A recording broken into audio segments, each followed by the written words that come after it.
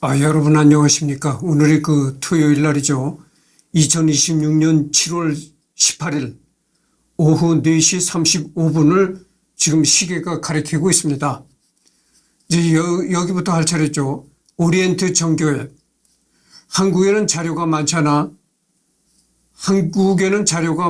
많이 알려져 있지는 않지만 루터는 1534년에 비텐베르크에서 오리엔트 정교회 중 하나인 에티오피아 정교회의 부제 미카엘과 교류한 바 있다. 루터는 에티오피아가 기독교를 처음으로 국교로 지정한 나라들 중 하나라고 보아 호감을 가지고 있었다. 로마 교황에 종속되지 않은 교회의 존재, 그리고 에티오피아 정교회의 전통인 결혼하는 사제, 라틴어가 아닌 인말로의 성경 번역 등이 오히려 개신교 운동에 영향을 줬다고 보는 학자도 있었을 정도다. 고대 교회 중 하나인 에티오피아도 로마 교황을 안 따르는데 자신들이라고 따를 필요가 없다며 정당성을 부여해 주었다는 것이다. 또 애초에 마르틴 루터의 개혁운동이 불씨였던 면죄부 그리고 연옥 같은 개념도 없었으니 기존 유럽 기독교와 다른 해석의 가능성을 보여주었다고 할 수 있다.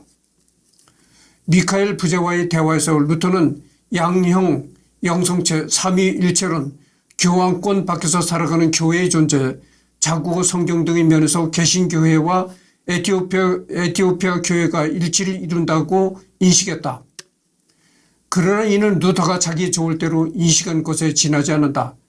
서방 교회의 갈래인 개신교회와 고대 교회의 갈래인 에티오피아 교회는 가장 핵심적인 분야에서 극명한 차이를 갖고 있었다. 그리스도론에서 개신교회는 칼케돈 공의회에서 공인한 양성론을 따르지만 에티오피아 교회는 키릴로스의 합성론을 따랐으며 교회론에 있어서도 사도 계승과 주교제, 성인 제도에 관한 문제가 있었다. 영성체의 경우 루터는 영적 임재설을 주장했지만 에티오피아 교회는 다른 사도 계승 교회들처럼 실체 변화를 지지했다. 그러니까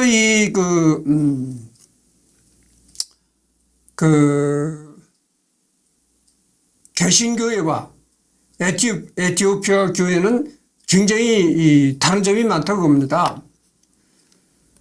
성인물과 이코는 경우에도 루터는 그 가치를 부정했지만 에티오피아 교회는 이를 인정하고 있었다. 개신교회가 가장 중요시하는 성경의 경우 에티오피아 교회는 개신교회가 부정하는 다수의 의견들을 수용하고 있었다. 여기에 더해서 루터는 에티오피아 교회가 교양권을 따르지 않는다고 좋아했지만 에티오피아 교회는 사도 계승을 따르는 교회로서 교황 수의권은 완전히 부정할지언정 로마 교회가 사도 좌의 하나라는 것만큼은 인정하고 있었다. 개신교회가 부정한 다수의 의견들 이런 얘기가 나옵니다. 여러분들 성경이 신약 구약으로 이루어졌잖아요. 그러니까 구약이란 건 뭡니까? 구약이란 건 예수가 출현하기 전의 얘기고 신약이라는 건 예수가 출현했을 때 얘기거든요. 그러니까 예수가 출현해가지고 이제 활동하던 그 얘기들이 신약 성경에 적혀 있는 겁니다. 근데 그러면 구약 성경과 신약 성경이 전부일까? 그렇지 않아요. 오늘날 교회가 인정하는 성경 외에 의경들이 있습니다. 성경이 수록되지 않은 또 다른 성경이 있다는 거죠. 그게 뭐냐면은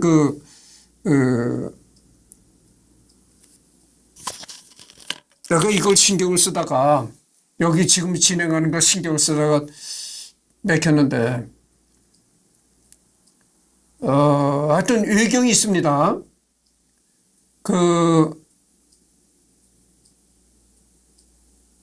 김용옥 교수도 그거를 좀 강의를 했었는데 그 성경에 대해서 내가 지금 언뜻 떠오르지 않았는데 여기 신경 쓰다가 하여튼 오늘날 개신교가 인정하지 않는 그런 의경들이 있어요.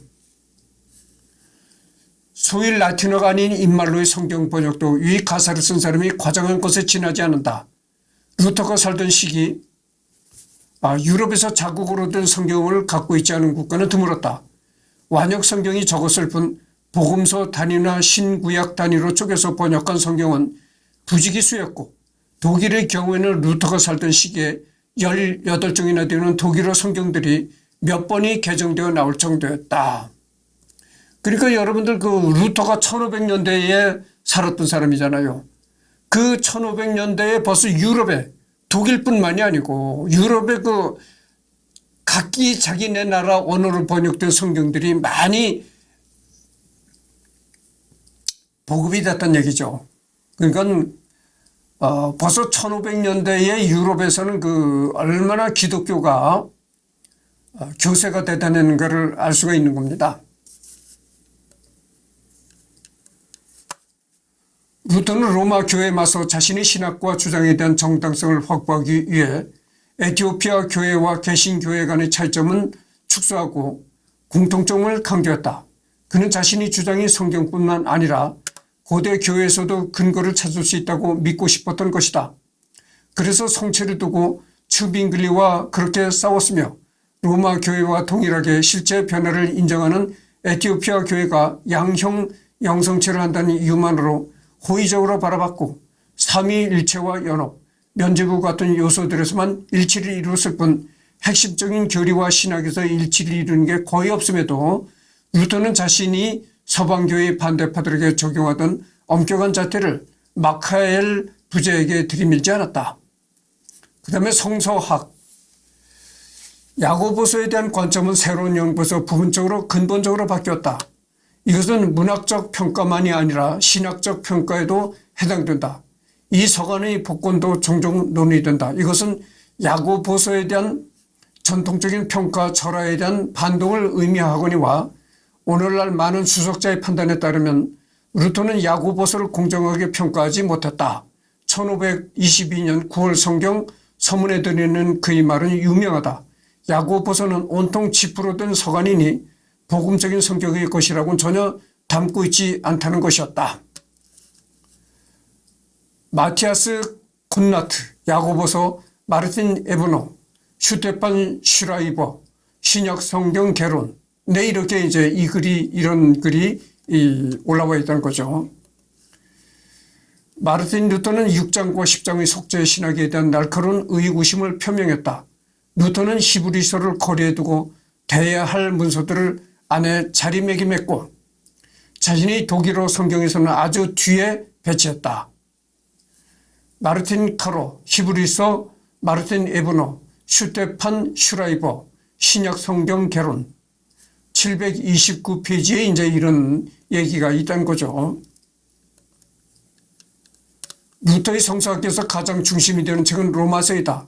1516년에 나온 루터의 로마서 주석이 종교개혁의 출발점으로 여겨질 정도로 루터에게 있어서 로마서는 모든 책의 심장이며 정수였다.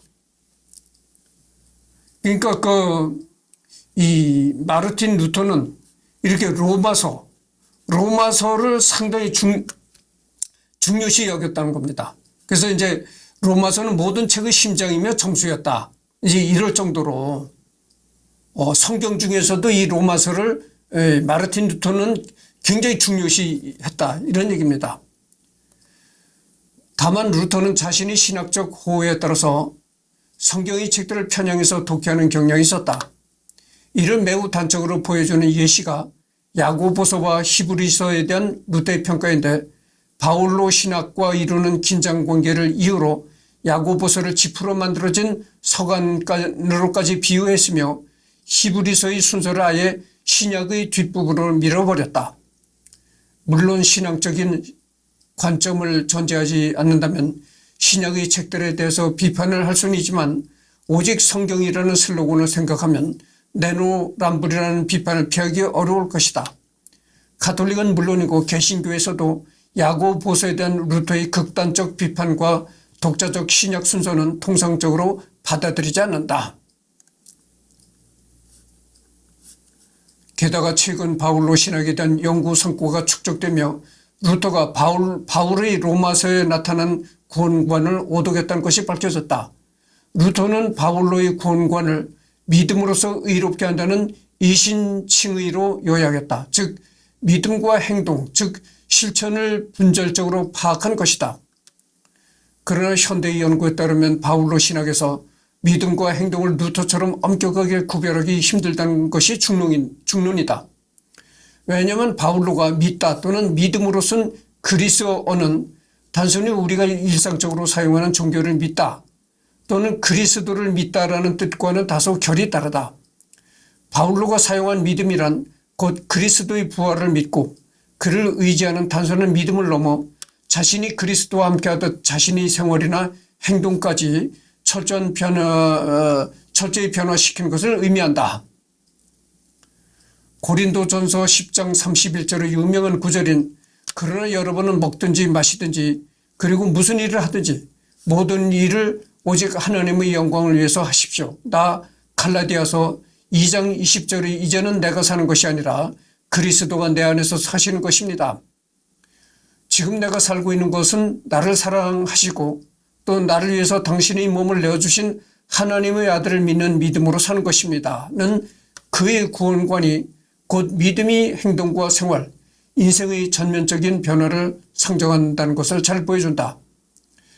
그에게 있어서 구원이란 루터가 파악한 것처럼 믿음에 의한 구원과 행위에 의한 구원으로 이분법적으로 갈라지는 것이 아니라 더 포괄적이고 나눌 수 없는 것이었다. 왜냐하면 바울로에게는 믿음이 곧 행위자 실천이요 행위가 곧 믿음이었기 때문이다.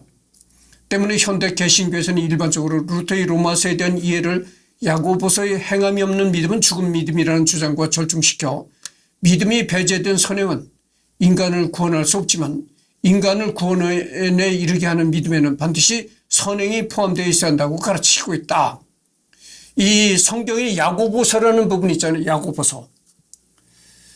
그 야고보서에 나오는 이제 글귀가 이런 것이라는 거죠. 행함이 없는 믿음은 죽은 믿음이다. 그러니까 여러분들 기독교에서는 세 가지를 중요시 여기잖아요. 믿음, 소망, 사랑. 그 중에서도 제일이 사랑이라 뭐 이런 얘기했잖아요. 믿음, 소망, 사랑 중에서 세 가지 중에서 제일 으뜸이 사랑이다. 뭐 이런 얘기가 있는데 그렇게 기독교에서 세 가지를 중요시 여기는 거기에 믿음이 들어가 있다는 거죠. 그러니까 믿음을 그렇게 중요시 여긴다는 거죠. 기독교에서. 그런데 그렇게 중요시 여기는 믿음이 뭐냐? 행함이 없는 믿음은 그거는 죽은 쓸모없는 믿음이다 이런 얘기죠. 그러니까 행함이라는 게 뭡니까? 액션이라는 거죠. 행동. 여러분 내가 지금 저 액션캠을 이용해서 지금 녹화를 하잖아요. 액션을 취해야 된다 이거죠. 그러니까 믿음도 중요하지만 행동이 없는 믿음은 그건 쓸모가 없는 것이다 이런 얘기죠. 그래서 기타 그 어떤 것도 마르틴 루터의 위대함에 반대할 수 없다. 그는 성서 번역이라는 엄청난 작업을 통해 처음으로 독일어를 제대로 만들었다. 이 언어를 게테와 니체가 완성했다. 그뿐만 아니라 루터는 스콜라적 숙박을 분쇄하고 양심을 새롭게 함으로써 연구, 비판, 철학적 사변에서 엄청난 발전을 이루었다. 그는 인간의 신에 대한 관계의 직접성을 복구함으로써 유럽의 민주주의를 촉진했다. 왜냐하면 모든 사람은 자기 자신만의 사제이기 때문이다. 이것이 곧 민주주의다. 토마스 만이라는 사람이 이제 이런 얘기를 했다는 거죠. 여기 보면 이런 얘기가 나옵니다. 모든 사람은 자기 자신이 사제이다.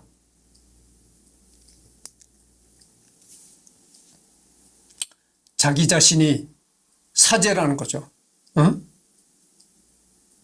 그러니까 자기 자신을 통솔할 수 있는 건 하나님도 아니요. 오직 자신이다 이런 얘기죠. 어느 누가 우리 어렸을 때도 보면 우리 동네에 어느 누가 이랬어요. 교회? 아니 교회를 왜 믿느냐. 내 주먹을 믿는다. 뭐 이렇게까지 막말을 한 사람이 있었거든요. 근데 그게 어떻게 보면은 여기 이런 얘기와도 일맥상통한 얘기죠. 결국은 뭡니까? 최종적으로는 아무리 하나님이 있다 하더라도 그렇잖아요. 아무리 하나님을 믿는다 하더라도 최종적인 거는 자기 자신이다 이거죠. 내가 내 스스로를 컨트롤해가면서 하나님을 믿는 것이지. 내가 내 자신도 컨트롤 못하면서 어떻게 하나님을 믿겠습니까? 물론 이걸 뒤집어서 얘기를 하면 하나님을 믿기 때문에 나 자신을 컨트롤할 수 있는 능력이 생긴다. 뭐 이렇게도 얘기를 할 수가 있겠지만 어쨌든 하여튼 뭐 그렇다는 얘기죠. 루터의 교리는 신성하지만 비인간적이다. 그러다 야만적이다. 그러나 그의 교리는 처음에만 비인간적이다. 전제만 그럴 뿐 결과에서는 그렇지 않으며 수단만 그럴 뿐 목적은 그렇지 않다. 인간의 모습으로 루터가 취한 것, 그것을 하나님 앞에서 루터는 100배로 다시 보상한다. 이것은 이제 철학자 루트 비 포이어바흐라는 철학자가 루터의 연구라는 책에서 이렇게 글을 썼다는 거죠. 프리드리히 대왕은 루터를 가리켜 독일 민족 정신의 화신이라고 칭했다. 루터의 평가는 신학계보다 독일 내셔널리즘과 결합하여 후대의 독일인들에게 높은 평가를 받았다. 당시 세인과 후학들인 역사가 정치가 철학자는 물론 훗날 공산주의 진영이던 동독에서조차 루터와 관련된 공휴일이 있었을 정도. 당시 동독에서 구시대 인물 중에 긍정적으로 평가한 인물 중의 하나이다.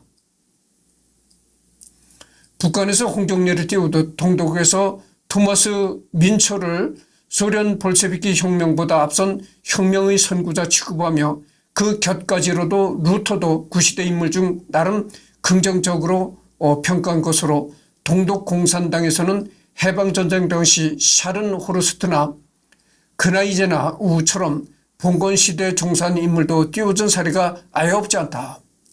이걸 보면 말이죠. 이 루터가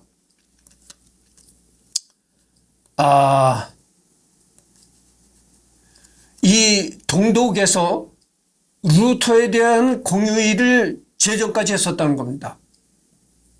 루터에 대한 그런 그 공휴일을 휴일을 만들었었다는 거요. 이걸 보면은 우리가 어떤 걸 알 수 있냐면은 여러분들 서독도 그 동서가 분단이 됐었잖아요. 우리나라가 이렇게 남북한이 분단된 것처럼 독일에는 이제 동쪽과 서쪽이 분단되었었다 그 말이죠. 그래서 이 독일은 공산주의 진영이었었는데 동독은 공산주의 진영이었었는데 거기서는 루터와 관련된 공휴일이 있었다는 것입니다. 이것만 보면은 이 동독 과거의 이 동독이란 곳도 북한보다는 훨씬 같은 공산 체제였지만은 북한보다는 훨씬 그래도 좋은 편에 속했던 곳이다 이렇게 우리가 생각할 수가 있는 겁니다. 여러분, 이 지구상에 물론 공산주의 나라도 있지만 그렇게 북한처럼 아주 악독한 공산주의는 북한 하나라고 생각합니다. 아주 교조적인 공산주의죠. 여러분, 북한에서 김씨 일가 외에 어떤 다른 사람을 영웅으로 칭송할 수 있습니까? 못하는 거고요. 김씨 일가 아닌 다른 사람을 영웅으로 칭송하다가는 당장 잡혀가 총살당합니다.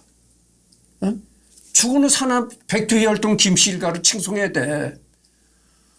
눈 뜨면 김정은 장군, 김일성 장군, 3대를 충성하자. 대를 이어서 충성하자. 맨날 이거를 이제 입버릇처럼 이렇게 읊으면서 살아야 된다 이거죠. 집에도 딱 이제 집에도 문 열고 들어간 방 안에 김정은이 사진과 이제 또 붙어 있다 이거죠. 그런데 동독에서는 루터를 그렇게 공휴일까지 지정할 정도였다는 거죠. 그러니까 비교해 보세요. 이 동독이라는 나라도 공산주의 나라였지만은 북한과는 차원이 달랐다. 이런 걸 우리가 알 수가 있는 겁니다. 그렇잖아요. 지금 중국이 그렇잖아요. 중국도 북한하고 똑같은 공산주의 국가잖아요. 물론 중국도 여러 가지 문제점이 많습니다. 지금 이 중국에 대해서 얘기하는 사람들, 그 유튜브에 나와서 얘기하는 사람들 들어보면 중국도 나름대로의 문제가 많은 국가이긴 하지만 그래도 어쨌든 간에 이 북한과 비교한다면은 하늘과 땅 차이다 이거죠. 그래도 중국은 사회가 개방이 돼 있어요. 어느 정도 개방이 확실히 개방이 돼 있다 이거죠. 그러게 중국 북한처럼 그런 식의 나라는 아니다 그겁니다. 카를 마르크스와 프리드리 엥겔스는 루터를 종교개혁의 창시자로 종교개혁을 봉건체제에 대항한 유럽 시민 계급 최초의 결정이라고 평가했다. 동시에 그들은 혁명적 노동자 운동을 특별한 의미로 느꼈던 농민전쟁과 토마스 민처는 루터가 제공한 동기에서 유발된 필연적 결과를 구체화했다고 할 수 있다. 1983년 루터 탄생 500주년 기념 동독 사회학자 그룹이 제시한 마르틴 루터에 대한 논제에 이런 글이 이제 있다는 거죠. 21분을 경고했습니다.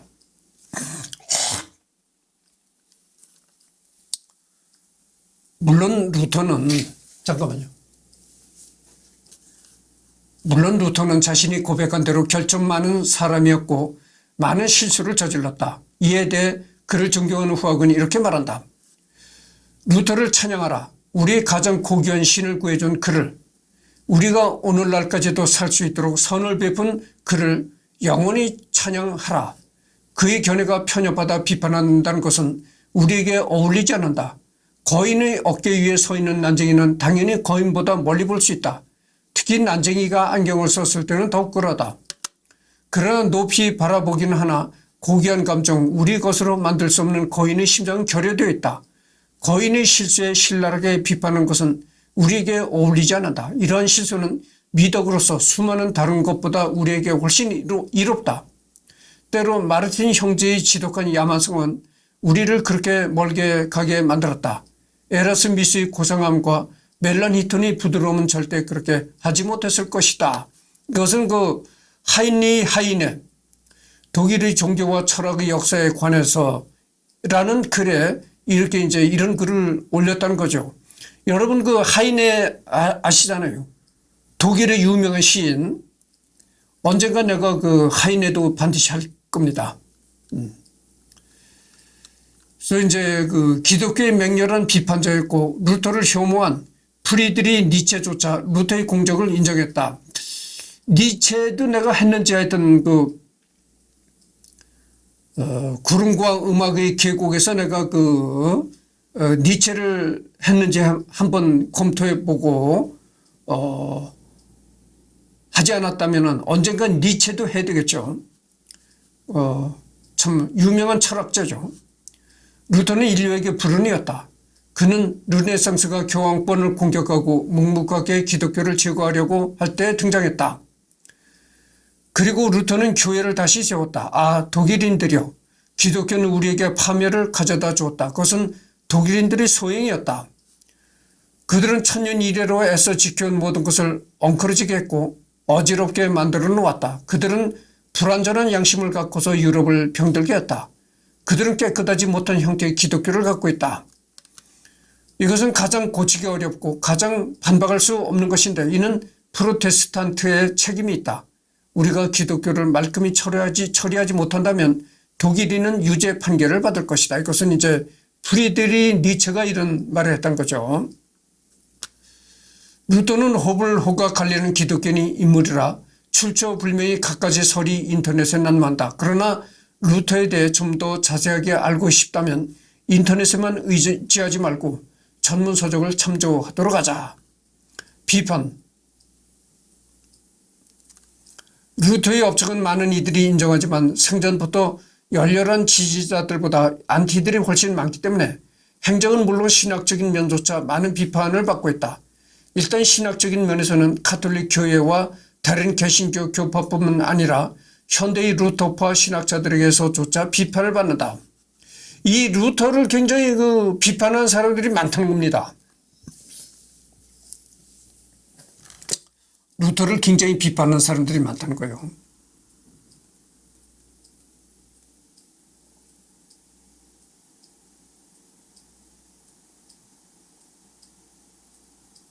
하여튼 그렇습니다. 그래서 내가 여기서 좀 얘기를 해야 되겠는데 안티가 많다고 그러잖아요. 예, 루터에 대해서 반대하는 사람이 많다 이런 얘기를 하잖아요. 내가 그렇습니다. 내가 안티가 많은 사람이에요. 내가 뭘 하든지 꼭 나를 비판하려고 하고 잡아먹으려고 하고 이런 사람들이 꼭 생겨요. 내가 언젠가도 내가 이런 얘기를 했지만 내가 뭘 한다고 하면 태클을 거는 사람들이 꼭 주위에 나타납니다. 그래서 여러분들 점치는데 너무 몰입해도 안 되겠지만 그러나 여러분들 말이죠. 정말 주변에 아주 점을 잘 치는 사람이 있다고 소문이 나면은 한 번씩 가서 점을 쳐보는 것도 좋습니다. 내가 또 한 번 얘기하지만은 너무 점에 몰입하는 건 안 좋아요. 점 치는 사람이 뭐라고 얘기했다 그래서 그거를 100% 이렇게 너무 지나친 신뢰를 한다는 건 옳지 않지만 그러나 어느 정도 참고 할 만한 얘기도 있습니다. 아주 그 사람들이 이 점 치는 사람들이 100% 거짓말하는 게 아니에요. 어느 정도 상당히 일리가 있는 얘기들도 많이 합니다.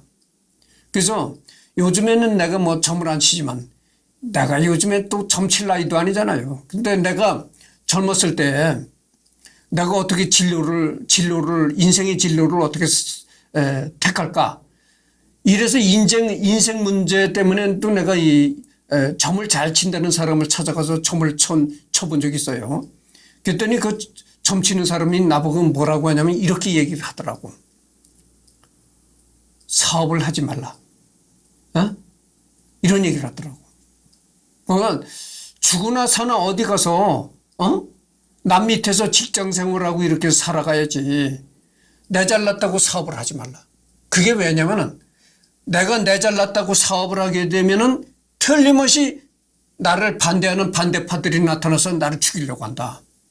죽인다는 것이 뭐 내 목숨을 끊는다는 얘기가 아니고 내 사업을 망가뜨리려고 하는 사람들이 반드시 나타난다 이런 얘기죠. 그러니까 안티가 있다 이런 얘기예요. 내 주변에는 나를 반대하고 해코지하는 사람들이 반드시 생긴다는 얘기예요. 그래서 내 이름을 걸고 사업을 하지 말라 이런 얘기입니다. 그래서 어디 가나 남 밑에서 이제 일을 하면서 직장 생활을 하든가 정말로 사업을 하겠다 이렇게 이런 기회가 오고 이런다면은 이런 기회가 생기고 여건이 된다면은 사업을 하더라도 내 이름과 내 얼굴을 드러내놓고 사업을 하지 말고 다른 사람을 전면에 내세워라. 다른 사람을 전면에 내세우고 이승열인 뒤에서 조종하는 역할을 하라 이런 얘기죠. 그렇게 사업을 하라는 거예요. 사업을 한다 하더라도 그런 식으로 사업을 하라 이런 얘기죠. 내 얼굴 드러내놓고는 하지 말라 이런 얘기가 되는 거예요. 그래서 이거는 내가 유튜브에는 지금 내 얼굴을 드러내놓고 하자는 거잖아요. 내가 지금 조회수 얼마나 나옵니까? 물론 이 콘텐츠가 재미가 없는 콘텐츠니까 뭐 조회수도 안 나오겠지만은 그런 점도 있겠지만 이승열이가 꼴 보기 싫어서 안 보는 사람들도 많다 이런 얘기예요. 괜히 이승열이라면 그렇게 아주 걸고 넘어지고 망가뜨리려고 하고 그런다는 얘기죠. 이제 미운 털이 괜히 주는 거 없이 얄미롭더라. 우리 속담에 이런 얘기가 있어요. 주는 거 없이 얄미롭다는 겁니다. 얄밉다는 거예요. 괜히 얄밉다는 거예요. 이유 없이. 그래서 이제 그런 점쟁이가 그런 얘기를 했어요. 부득이 사업을 한다고 하면은 다른 사람을 전면에 내세우고, 다른 사람을 전면에 내세우고 나는 숨어서 그 뒤에 숨어서 조종하는 역할을 해라 이런 식이 된 거죠. 그러니까 속된 말로 얘기하자면 내가 사업을 한다고는 바지 사장을 내세우고 나는 그 바지 사장 뒤에서 조종하는 역할을 해라 이런 식의 얘기가 되는 거예요. 그리고 또 한 가지는 여자가 없다 이런 얘기죠. 그래서 내가 지금 뭐 거의 진짜 여자가 없잖아요. 이제 뭐 앞으로 여자가 생길 가능성은 제로고 내가 누누이 얘기를 했잖아요. 여러분들 돈이 많으면요. 돈이 많으면 70의 청춘입니다. 70에도 얼마든지 프로포즈하고 연애질하고 돌아다닐 수가 있어요. 돈 많으면. 그렇잖아요. 여러분들 내가 돈이 많다 하면 차를 탔는데 버스를 탔는데 내 옆에 이쁜 아가씨가 와 앉아. 그러면 아가씨 지금 우리 서로 얘기나 하고 갑시다. 아가씨 뭐 하는 여자요? 미용실 다녀요? 미용실 다녀? 아니 그럼 내가 미용실 하나 차려줘서 미용실 원장 노릇을 하게 해줄게. 나하고 결혼해. 대뜸 오케이가 나오죠. 아가씨 지금 뭐해? 빵집 다녀요. 그래? 그럼 내가 빵집 대전의 성심당 버금가는 그런 큰 빵집을 차려줘서 빵집 사장 노릇을 하게 해줄 테니까 나하고 사겨. 이러면 대뜸 오케이가 나오죠. 그것도 아닌 놈이 나이만 처먹어가지고 그러면 되겠어요? 안 되지. 그래서 돈입니다. 이거 돈이에요. 돈 있으면 70인 청년이고 80에도 프로포즈 할 수가 있다니까. 80에도 프로포즈예요. 지금 90살, 100살까지 사는 사람들이 거의 주변에 많은데 80에도 얼마든지 프로포즈 합니다. 돈만 많아 보셔. 80에도 얼마든지. 내가 죽으면 네 앞으로 100억대의 상속재산을 넘겨줄게 해봐. 단번에 오케이가 떨어지지.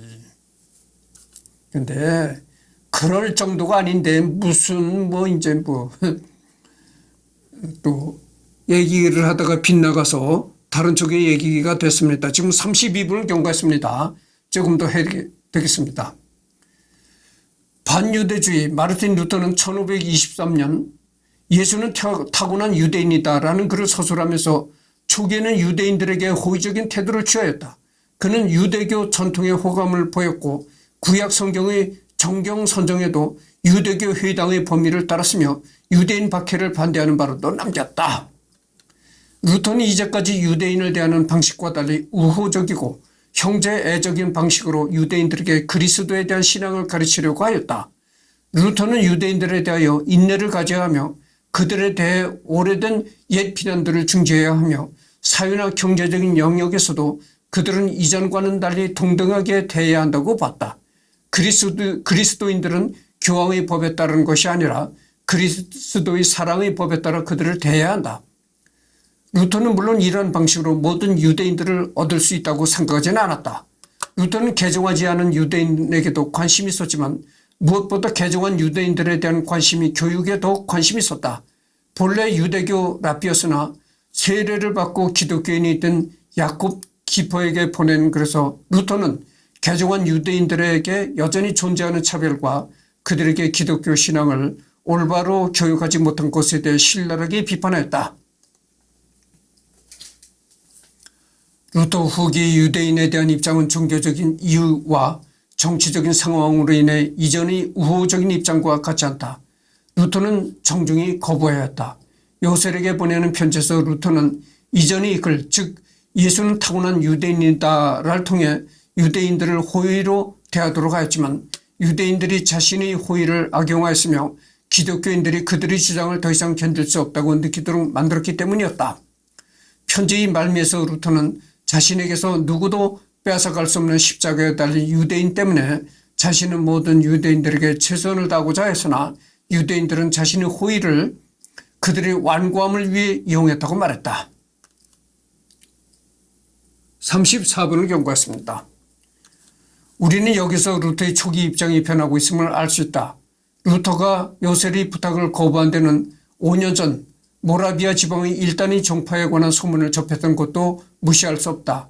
기독교인들에게 할례를 행하고 주일 대신 안식일을 지키도록 강요하는 이들은 안식일을 지키는 자들이라고 불려졌다. 루터는 이 사건의 배후에서 유대인들이 기독교인에게 선교를 행하고 있다고 의심하게 되었다. 그는 유대인들의 잘못된 신앙이 많은 기독교인들을 걸려 넘어지게 만드는 것을 더 이상 용납할 수 없었다. 이것은 자신이 새롭게 발견한 복음을 훼손시키며 다시 유대적 율법주의로의 타락을 뜻하는 것이었기 때문이었다. 여기서 루터는 이전과는 달리 유대인들의 완고함이 이제 공세적인 성격을 띠고 있음을 감지하였다. 루터의 반유대적인 입장이 아주 광범위하면서도 명백하게 드러난 것은 1542년에서 43년에 남은 유대인과 그들의 거짓말에 대해 라는 문서에서이다.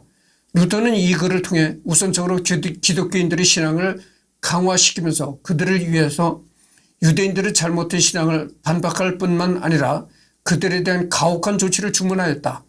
유대인들은 1500년 동안 참된 진리를 들었으나 이를 거부하였다. 따라서 이에 대한 대가를 치러야 한다고 루터는 보았다. 그러니까 이 루터도 유대인들을 아주 여러 가지로 좋지 않게 봤네요. 그래서 이제 우리가 뭐 알 수 있는 게 유대인들은 그 전 세계에 흩어져서 살면서 여러 가지 그 박해와 서름을 받으면서 살았잖아요. 그런 게 여기에도 이제 나타나는 거죠. 루터는 마치 농민전쟁 당시 농민들에게 행했던 것과 같은 강경한 조치를 유대인들에게도 행할 것을 제안하였다. 첫째, 유대인들의 회당은 불로 태워야 한다. 왜냐하면 모세는 신명기 13장 13절에서 우상숭배를 행하는 도시는 불로 파괴할 것을 명했기 때문이다. 둘째, 마찬가지로 유대인들의 집을 파괴해야 한다. 왜냐하면 학교에서 마찬가지로 그들의 집에서 우상숭배가 행해지기 때문이다. 이 대신에 집시들이 피난처와 같은 것이 공급되었다.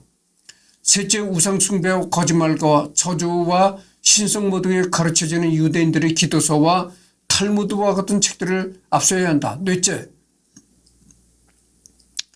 그러한 잘못된 것을 가르치는 랍비들을 그들의 자리에서 쫓아내야 한다. 다섯째, 유대인들에게서 주거 보호나 안전한 여행의 권리를 박탈해야 한다. 다섯째, 유대인들에게 주거 보호나 안전한 여행의 권리를 박탈해야 한다. 왜냐하면 그들은 통치자도 관리자도 무역업자도 아니기 때문이다.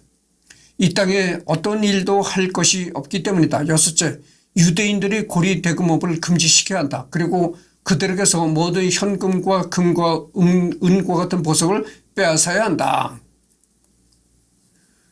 이렇게 그 마르틴 루터가 유대인들을 참 좋지 않게 얘기를 했다니까 이 마르틴 루터도 얼마나 유대인들을 그 좋지 않게 생각했는가를 알 수가 있는 겁니다. 유대인들한테 여행의 자유를 금지시켜라. 여행을 할 권리를 박탈해라. 또 그들이 가지고 있는 금과 은이 있다면 그것을 다 뺏어라. 뭐 이렇게까지 얘기를 했다고 하니까 얼마나 유대인들을 또 안 좋게 봤느냐 알 수 있는 거죠. 그 후에 이렇게 루터로부터 아주 엄청난 세월이 흐른 뒤에 또 나치 히틀러라는 사람이 나타나가지고 얼마나 또 유대인들을 많이 죽였습니까? 왜냐하면 그들은 고리 대금으로 부를 얻었기 때문이다. 일곱 번째, 유대인들에게 작업 도구를 주어서 노동자가 되게 하여 이마에 땀을 흘려 돈을 벌게 해야 한다. 이런 방식으로 유대인들은 이제까지 보유했던 권리들을 내놓아야 한다.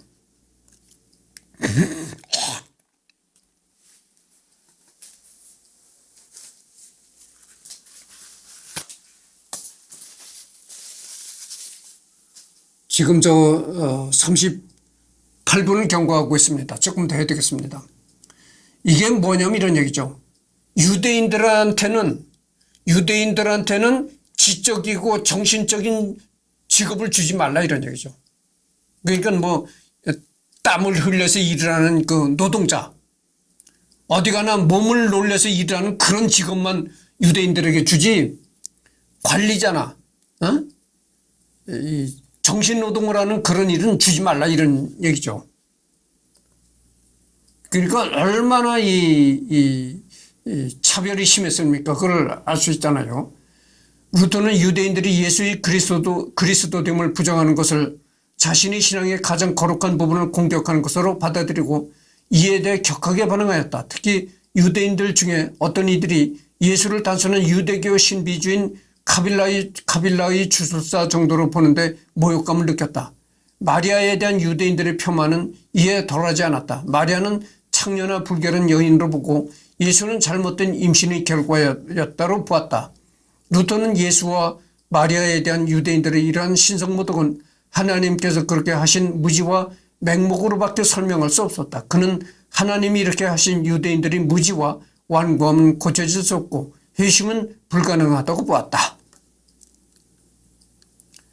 루터는 여기에서 예수가 교활하게도 출애굽기 3장 14절에 대한 카발라적인 문자적인 추론으로 해석된 하나님의 이름을 도용하여 자신의 정체가 드러나고 처형되기까지 기적을 행하였다고 전하는 유대인들의 전설을 발견했다. 루터가 유대인들의 기독교 비판에서 참을 수 없었던 것은 그들이 기독교인들이 여러 신을 숭배한다는 주장이었다. 비록 삼위일체론을 그들이 이해하기 어렵다는 점을 인정한다고 하더라도 그것을 삼신론이라고 주장하는 것은 거짓이었다. 루터는 이러한 종말 의식 속에서 우리 주 그리스도를 신성모독하여 동정녀 마리아를 창녀로 만들고 그리스도를 창녀의 자식으로 만드는 유대인들에 대한 거부감을 숨기지 않았다. 마르틴 루터 유대인과 유대교에 대한 입장 이렇게 나왔습니다. 그래서 지금 41분을 경고했습니다. 이것으로 끝을 맺고 다음 내일이 일요일 날이죠. 내일은 여기서부터 그러나 유대인들이 여기서부터 하도록 하겠습니다.